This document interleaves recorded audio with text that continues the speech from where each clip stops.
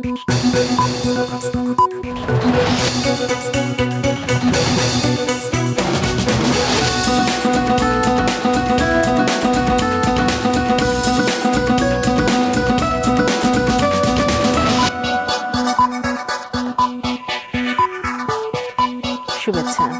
সবাইকে স্বাগত। রাতের মাছরাঙা সংবাদের সঙ্গে আছি আমি ইত্তিশান নাসিম মৌ। শুরুতেই গার্ডিয়ান লাইফ ইন্স্যুরেন্স সংবাদ শিরোনাম।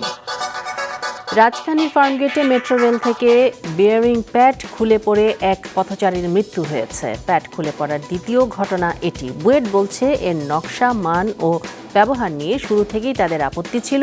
দুর্ঘটনা তদন্তে হয়েছে 5 সদস্যের কমিটি। এখন শুধু উত্তরা, আগারগাঁও এবং মতিঝিল শাহবাগ অংশে মেট্রো রেল চলতে পারছে।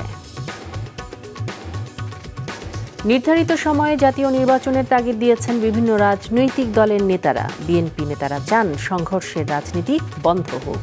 অন্যদিকে ভোটের পথকে মসৃণ করতে জুলাইয়ের চেতনা ধারণের আহ্বান জামায়াতের। আর আওয়ামী লীগের পুনর্বাসন ঠেকাতে জাতীয় পার্টিকে ভোটের বাইরে রাখার দাবি এনসিপির। দলগুলো ঐক্যবদ্ধ থাকলে ভোটে আইন শৃঙ্খলা পরিস্থিতিও ভালো থাকবে, আশা স্বরাষ্ট্র উপদেষ্টার। এবং 22 দিনের নিষেধাজ্ঞা শেষে গেল মধ্যরাত থেকে বিভিন্ন নদ নদী ও সাগরে জাল ফেলেছেন জেলেরা।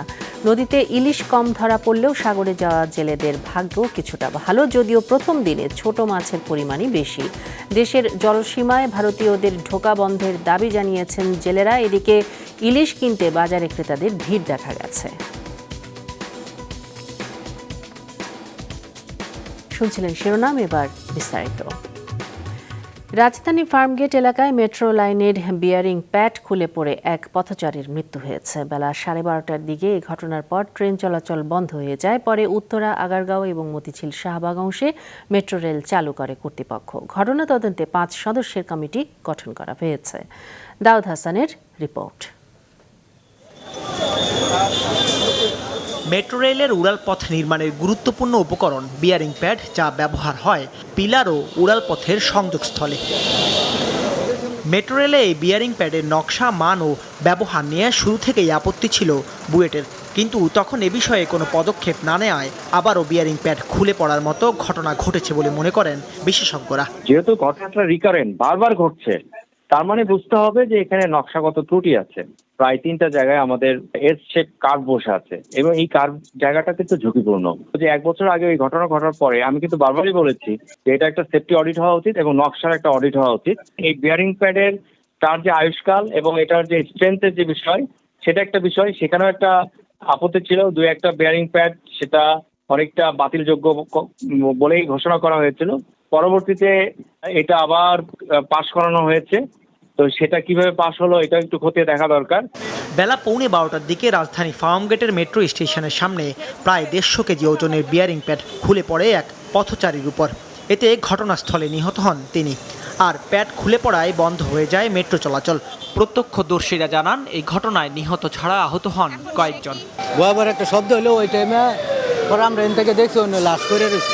উনি পাশে পড়েছিল আর ওইটা পাঞ্চিং করে আবার সামনে পড়ছে, আর একটা দোকানেও তছনছ করে ফেলাইছে। মানে উনি দোকানে লোক ছিল, ওনারও বুকে লাগছে, উনি হসপিটালে আছে অসুস্থ। দুপুরে ঘটনাস্থল পরিদর্শন করেন সড়ক পরিবহন উপদেষ্টা ফওজুল কবির খান। এ সময় তিনি বলেন, এই ঘটনায় 5 সদস্যের তদন্ত কমিটি গঠন করা হয়েছে। পাশাপাশি নিহতের পরিবারকে 5 লাখ টাকা ক্ষতিপূরণ দেওয়ার কথা জানান তিনি। নিহতের সমস্ত দায় দায়িত্ব আমরা গ্রহণ করব, মেট্রো রেল গ্রহণ করবে। প্রাথমিকভাবে পরিবারকে 5 লক্ষ টাকা সাহায্য দেওয়া হবে, নিহতের পরিবারকে দেওয়া হবে। এরপরে নিহতের পরিবারে যদি কোনো কর্মক্ষোভ থাকে তাকে মেট্রো রেলে চাকরি দেওয়া হবে। এই ঘটনাটা কেন ঘটলো সেটার জন্য আমরা একটা তদন্ত কমিটি গঠন করেছি। মেট্রো কর্তৃপক্ষ জানিয়েছে কেন বারবার একই ঘটনা ঘটছে তা খতিয়ে দেখা হবে। তদারকি করা হয়, সবই করা হচ্ছে, ইনভেস্টিগেশন করা হয়েছে এবং এটার যে চেক করা দরকার ওটাও করা হয়েছে। অ্যাক্সিডেন্ট হয়েছে, আমাদের কাজ হলো যাতে অ্যাক্সিডেন্ট আর না হয় ওটা প্রতিরোধ করা। এর আগে গত বছরের 18ই সেপ্টেম্বর মেট্রো রেলের একটি বিয়ারিং প্যাড খুলে পড়ে। সে সময় কোনো হতাহতের ঘটনা না ঘটলেও আগারগাঁও থেকে মতিঝিল পর্যন্ত 11 ঘন্টা বন্ধ থাকে ট্রেন চলাচল। দাউদ হাসান, মাছরাঙা সংবাদ, ঢাকা। জাতীয় নির্বাচনের যাত্রা যেন কোনোভাবেই ক্ষতিগ্রস্ত না হয় সেজন্য সবাইকে সতর্ক থাকার আহ্বান জানিয়েছে বিভিন্ন দলের নেতারা। তারা বলছেন, দেশের স্বার্থে মৌলিক ইস্যুতে দলগুলো যদি ঐক্যবদ্ধ থাকতে পারে তাহলে কোনো শক্তি দেশের ক্ষতি করতে পারবে না। এদিকে এনসিপি নেতারা পতিত পলাতক আওয়ামী লীগের পুনর্বাসন ঠেকাতে জাতীয় পার্টিকে নির্বাচনের বাইরে রাখার দাবি জানিয়েছে। সরকারি চাকুরিতে কোটা আন্দোলনের মধ্য দিয়ে উঠে আসা রাজনৈতিক দল গণ অধিকার পরিষদের চতুর্থ প্রতিষ্ঠাবার্ষিকীর অনুষ্ঠানটি হয়ে ওঠে ফ্যাসিবাদ বিরোধী রাজনৈতিক দলগুলোর মিলন মেলায়। এতে বিএনপি সিনিয়র নেতারা বলেন, দেশে ও জাতির স্বার্থে হিংসার রাজনীতির পথ পরিহার করে গণতন্ত্রের ধারায় ফিরতে হবে। এজন্য সব রাজনৈতিক দলকে দায়িত্বশীল হতে বলেন তারা। বাংলাদেশে একটা গণতান্ত্রিক অর্ডার ফিরিয়ে আনতে হবে। এখন রাস্তার আন্দোলন নয়, এখন আন্দোলন হচ্ছে জনগণের কাছে আমাদেরকে যেতে হবে। আমরা সাংঘর্ষিক রাজনীতির দিকে যেতে পারবো না, আমরা হিংসাপরায়ণ রাজনীতির দিকে যেতে পারবো না। আমরা পরস্পরের সাথে সম্পর্ক নষ্ট করে রাজনীতি করে যদি যাই, আবার সেই পুরনো কালচার আমাকে ফিরে যেতে হবে।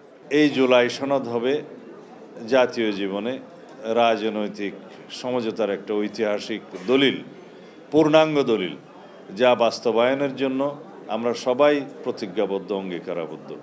নির্বাচন যেন বাধাগ্রস্ত না হয় সেজন্য জুলাইয়ের চেতনা ধারণের আহ্বান জানান জামাতের সেক্রেটারি জেনারেল। রাজনৈতিক মত পথের ভিন্নতা থাকা সত্ত্বেও আমরা যেন দেশ গঠনের মেজর ইস্যুতে যেন আমরা জাতীয় ঐক্যমত থাকতে পারি। তবে আগামী নির্বাচনে জাতীয় পার্টি ও আওয়ামী লীগের অংশ নিতে দেওয়া হবে না, আবারও বলেন এনসিপির সদস্য সচিব। আওয়ামী লীগ এবং জাতীয় পার্টি আগামী নির্বাচনে অংশগ্রহণ করতে পারবে না। এই আওয়ামী লীগকে নির্বাচনে নিয়ে আসার জন্য জাতীয় পার্টির যেসব নেতারা বক্তব্য দিচ্ছেন, তারা দেশ বিরোধী বক্তব্য দিচ্ছেন, তাদেরকে গ্রেফতার করে আইনের আওতায় নিয়ে আসতে হবে। নির্ধারিত সময়ে জাতীয় নির্বাচনের তাগিদ দিয়ে বিভিন্ন রাজনৈতিক দলের নেতারা বলেন, নির্বাচিত সরকার ছাড়া সংস্কার বাস্তবায়ন সম্ভব নয়। যে এই ফ্যাসিবাদী শাসন তাকে মোকাবেলা এবং তার বিরুদ্ধে সংগ্রাম। নির্বাচনে দেরি হলে বিপর্যয় নেমে আসবে বলে মন্তব্য করেন গণ অধিকার পরিষদের নেতারা। জুলাই সনদের স্বাক্ষর হয়েছে, ঘোষণাপত্র হয়েছে, নির্বাচন আর বিলম্ব নয়, ফেব্রুয়ারিতে নয়, জানুয়ারিতেই নির্বাচন দিন। কারণ নির্বাচন না হলে আমাদের জন্য সংকট অপেক্ষা করছে এবং আমাদের অস্তিত্ব হুমকির মুখে পড়বে।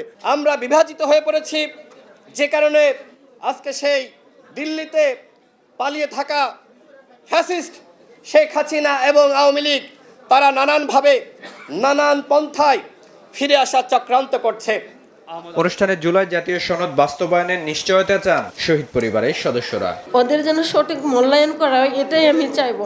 বিপ্লব হাসান, মাছরাঙা সংবাদ, ঢাকা। রাজনৈতিক দলগুলো নিজেদের মধ্যে ঐক্যবদ্ধ হলে সংসদ নির্বাচনে আইনশৃঙ্খলা পরিস্থিতি স্বাভাবিক রাখা সম্ভব বলেছেন স্বরাষ্ট্র উপদেষ্টা জাহাঙ্গীর আলম চৌধুরী।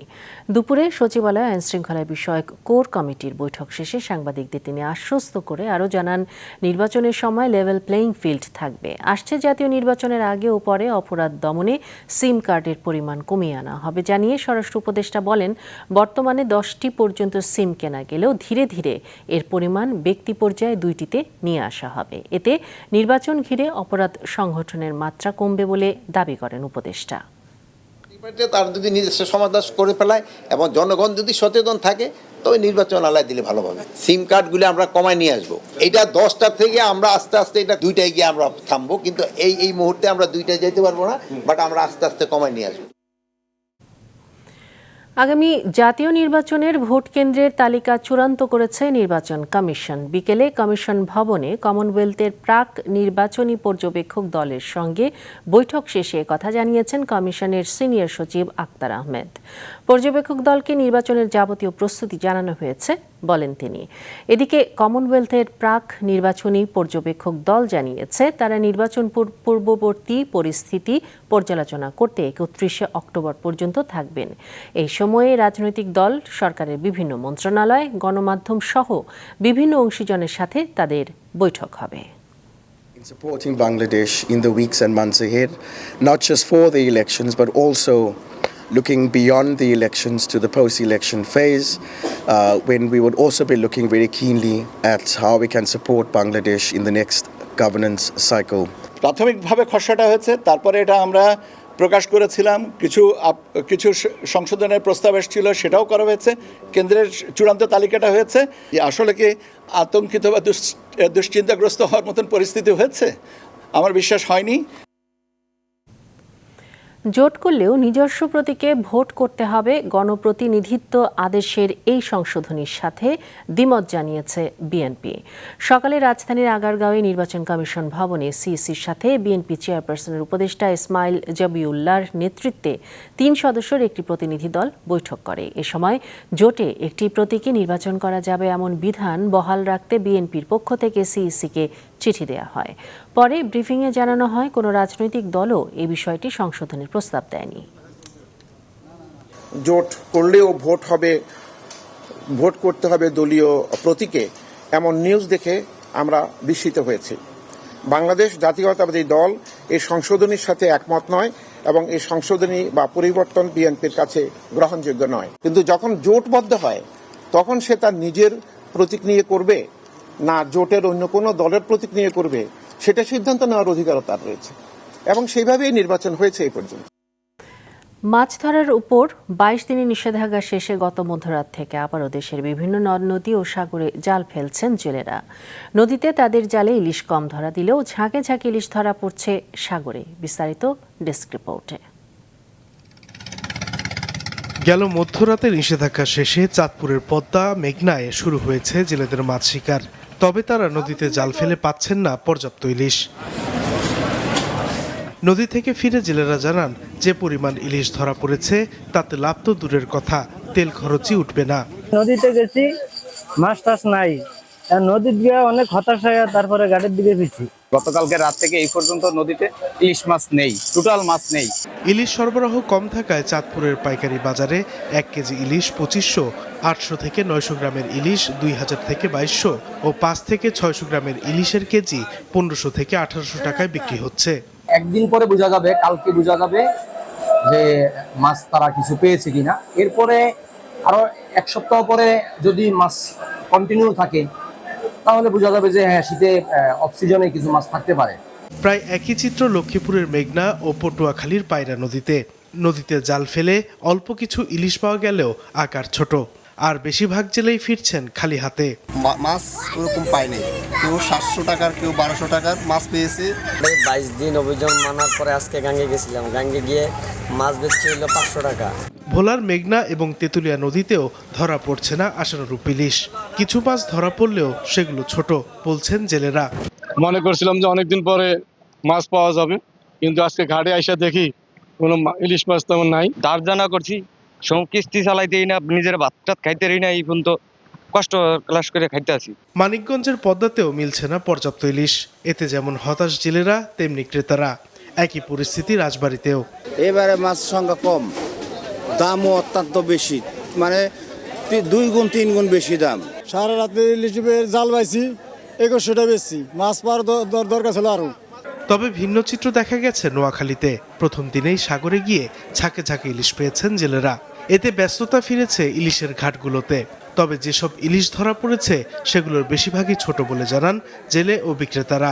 খুব ভালো মাছ পড়তেছে যে সাগরে, অনেকদিন পর সাগরে গিয়েছে, জেলে অনেক মাছ পেয়ে খুব খুশি।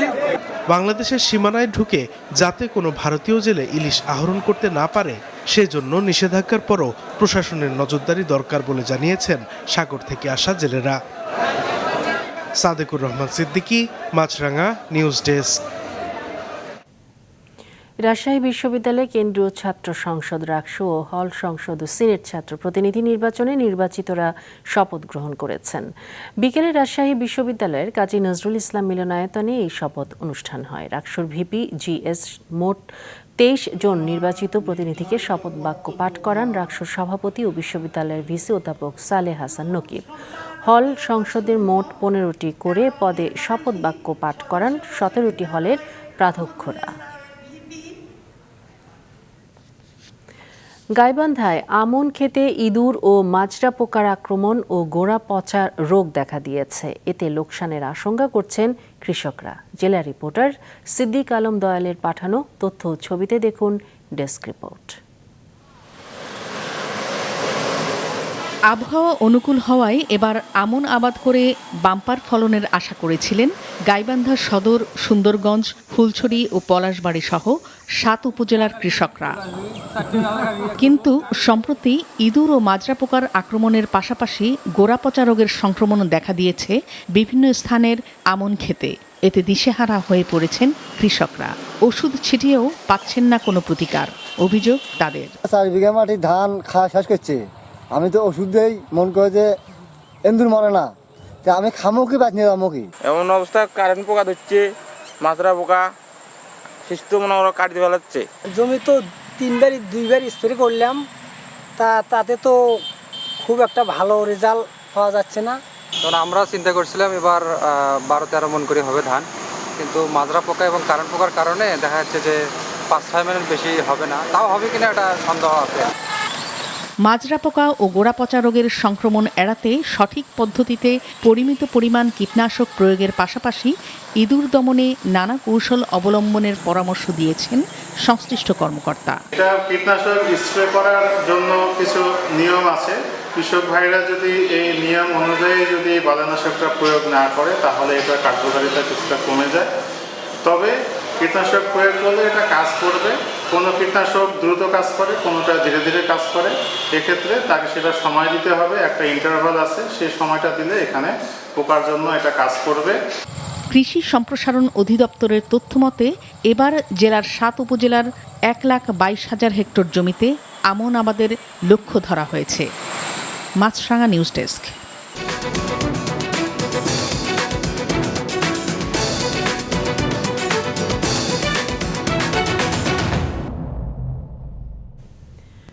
মালয়েশিয়ার রাজধানী কুয়ালালামপুরে দক্ষিণ পূর্ব এশীয় আঞ্চলিক জোট আসিয়ানের 47তম সম্মেলন শুরু হয়েছে।